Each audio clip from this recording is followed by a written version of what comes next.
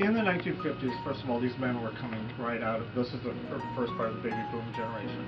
The first part they're coming out of is the World War II or the Korean War. So these men, their models at that time were other masculine men. In those days, being gay was not acceptable. It only became unacceptable 40 years earlier. In 1914, when prior to 1914, gay men were seen as just, you know, people hung around, socialized. They were the artistic, they were effeminate, they were the flighty people, they were the Nelly ones. In 1954, it was by choice, but it was by difficult choice because they were forced to be secretive, and the way they met. Gay men often met with code signals. There used to be certain handshakes. There used to be certain areas would hang together.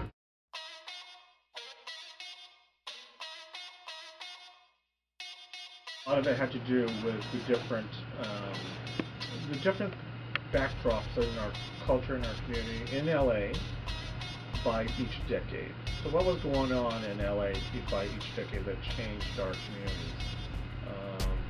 So starting in 54, in the 50s you had McCarthyism, the hunt for communism. Great example. So communism was a big thing. You were looking for pinkos, right? Yeah. Anything related that could at the slightest bit signify that you had some kind of sympathy toward communism, not necessarily the political aspect of it, but what about the organizing aspect of it? The original Mattachine Society operated in cells. Cells were communist cell sites, but you had no collective, you had no hierarchy. You operated in cells, and the cells were independent of each other, but collectively come together would form an organization.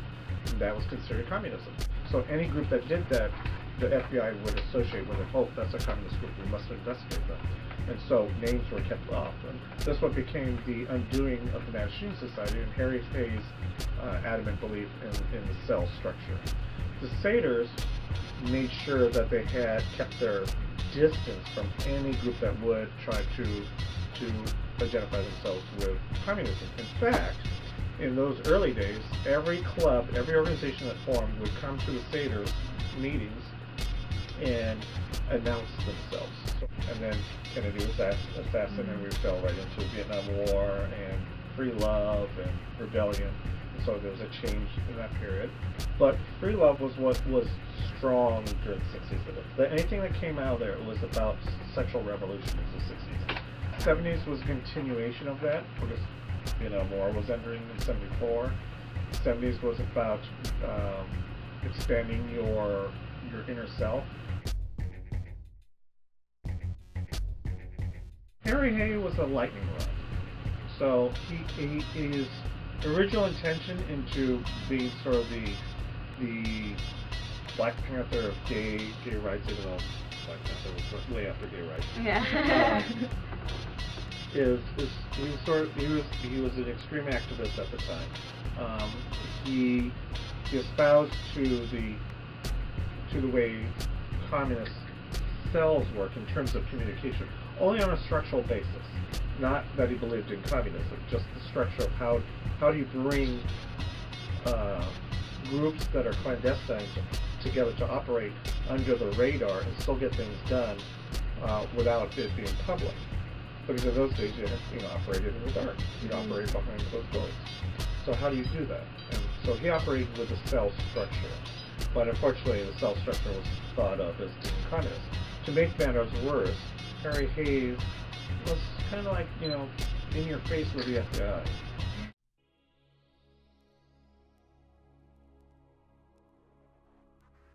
Your modern day gay history starts with Motorcycle Club. They were hyper-masculine because it was the life they knew in the military life, and then when they came out, they didn't want to live those images of anonymity, and they don't want to have that stereotype. The gay motorcycle movement portrayed this hyper-masculinity to the public. Oh, those are gay men on motorcycles? It's not possible. Gay men don't ride motorcycles. So it's fighting that image through hyper-masculinity. And then that allowed the rest of our communities to change. If you go through each decade of leather, just by leather alone, every decade has its own look. It evolved.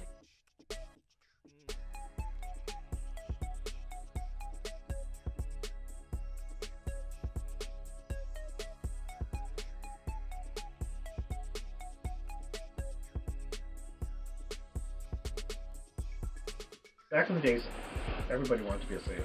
Yeah. And there used to be baby satyrs, and there used to be fawns. So baby satyrs would hope to become a satyr someday. And then the group of guys would gather around you, and then all of a sudden, you are now a satyr. And it was voted on by the club. The club members would meet at meetings, and one of the persons would nominate a potential candidate to become a satyr, and then the members would vote yes or no. It was a secret vote, and the vote was done. They would always pick a helmet, a motorcycle helmet, and everybody would cast their vote inside the helmet. The last baby satyr, the last satyr to become a baby satyr became a satyr would go around and count the votes, and then announce, whatever the results of the votes are. The sponsor makes sure that their values and virtues are in alignment with the rest of the brotherhood, that they're a good fit. They've been to several of our events, all the members know them, and we feel like they're a brother. We feel like they are family. And then the members do a secret vote. When we make the announcement to the satyr, or the new satyr who doesn't know they're a satyr yet, we usually do it in a public forum. So it'll be at Badger, or it'll be at one of our anniversary events. It'll be somewhere where there's enough people there who come to see us, and we'll make an event out of it, because we want everybody to celebrate our newest member.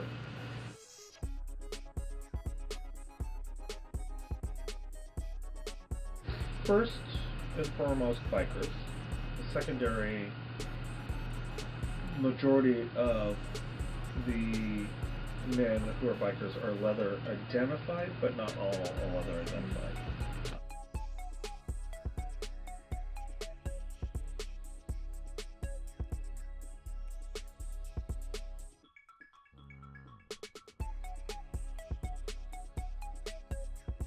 Much of information at that time, even to this very day, I mean, you even take drugs for that matter.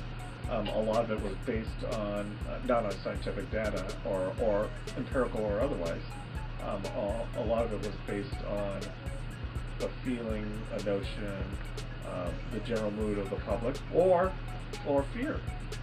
A lot of it was driven by fear. Now, what I had said earlier about homosexuality. Albert Schweitzer, German psychologist, in 1912 had used the word homophile for the first time in his studies and findings in Germany, and it was just making its way through Europe. getting around to England and stuff like that. And not until the 1914 raid here in Long Beach by then police chief, who hired two actors to arrest 31 men at Club 909 and Club 96, did the word homosexual become the lexicon of America.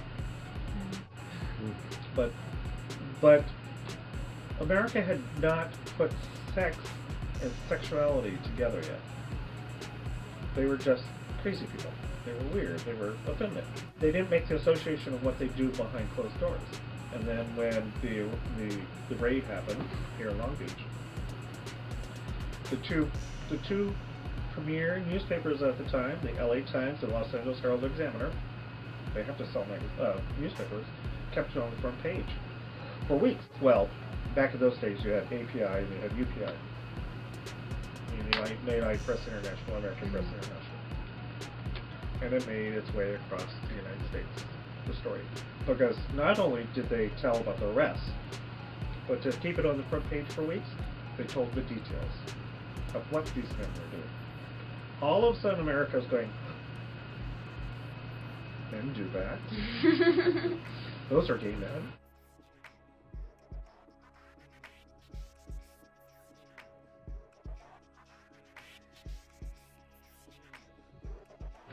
Yes and no. The queer was a derogatory term. It was an offensive word, probably up through a portion of the 80s, I would say. But today's youth have embraced the word as sort of an identification, as opposed to a denunciation of our culture. So they've embraced it. So I think most of gay America pretty much accepts the word queer as not being a derogatory statement for the most part.